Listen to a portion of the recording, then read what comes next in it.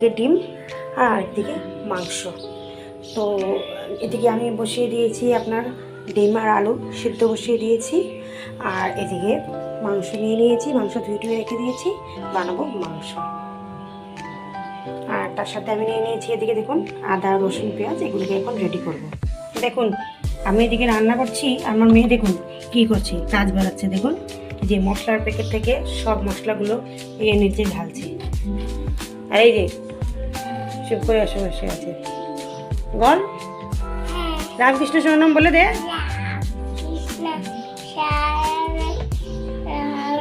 রামকৃষ্ণ সোনারাম গাচ্ছে মুখে, আর এদিকে কাজ করছে দেখুন কি দুষ্টুমি। আমি আমার চিকেনটা রেডি করে নিয়েছি। আমি আজকে হোয়াইট চিকেন রাখবো মেয়ের জন্য, যেখানে আমি শুধু আদা রসুন পেঁয়াজ পেস্ট করে দিয়েছি, একটু নুন দিয়েছি, অল্প তেল ইউজ করেছি সরষের তেল, আর এখানে দিয়ে দিয়েছি আপনার অল্প হলুদ, যেটা হলুদ না দিলেও হয়, কিন্তু হলুদে অ্যান্টিবায়োটিক একটা ফর্মুলা আছে, যার কারণে আমি এখানে একটু অল্প করে হলুদ ইউজ করলাম, যেটা আমি হোয়াইট চিকেন বানাবো আজকে আমার মেয়ের জন্য। আরে বন্ধুরা চলে এসেছি রান্নার কাছে। দেখুন এই যে আমি আমার জিনিস তৈরি করে নিয়েছি। এখানে আমি ডিমগুলোকে হলুদ নুন দিয়ে মেখে রেখে দিয়েছি, আর আমি সব মশলাগুলো নিয়ে নিয়েছি। এখানে নিয়েছি দারচিনি, এলাচ আর তেজপাতা নিয়েছি, যেটা ফোড়নে দেবো। আর এদিকে পেঁয়াজ কিছু কুচি কুচি করে কেটে নিয়েছি, এখানে টমেটো নিয়েছি, আলু নিয়েছি, এবং আলুটাকে এখন হাই ফ্লেমে ভেজে নেব।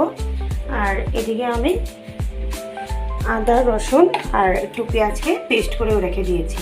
আর এদিকে আমার মেয়ের রান্না বসে গেছে, দেখুন মেয়ের এদিকে মাংসটাও বসে গেছে, লো ফ্লেমে মাংসটা হচ্ছে। এটার মধ্যে আমি কোনো মশলা ইউজ করিনি, শুধু হলুদ দিয়েছি।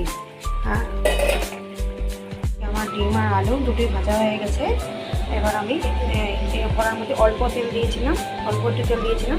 এখন আমি এগুলোর মধ্যে ফোড়নগুলো দিয়ে দেবো। দিয়ে দিলাম জিরা, গোটা এলাচ, দারচিনি আর একটা তেজপাতা। দিয়ে দিয়েছি অল্প, দিয়ে দিয়েছি পেঁয়াজ কুচি। আমার দেখুন একটু ভাজা হয়ে গেছে। এবার আমি আদা রসুনের পেস্টটা দিয়ে দেবো। দিয়ে দিলাম আদা রসুনের পেস্ট। বন্ধুরা আদা রসুন পেঁয়াজের পেস্টটা একটু কষানোর পর আমি এখানে বাকি মশলাগুলো অ্যাড করে দিয়েছিলাম। জিরে গুঁড়ো, ধনে গুঁড়ো, হলুদ, অল্প লঙ্কার গুঁড়ো দিয়েছি, আমি কাঁচা লঙ্কা দেবো আজকে। আর তার সঙ্গে দিয়েছিলাম অল্প কিচেন কিং মশলা আর আলু দিয়ে ভালো করে কষানো হয়ে গেছে।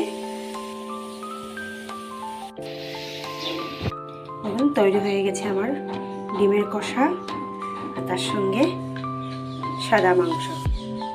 বন্ধুরা মাংসটা কিন্তু দারুণ হয়েছে, আমি একটু টেস্ট করেছিলাম, একদম সফট, কি বলবো আপনাদেরকে, ভালোই হয়েছে। ডিমের কষা। বাই বাই, দেখা হচ্ছে নেক্সট ভিডিওতে।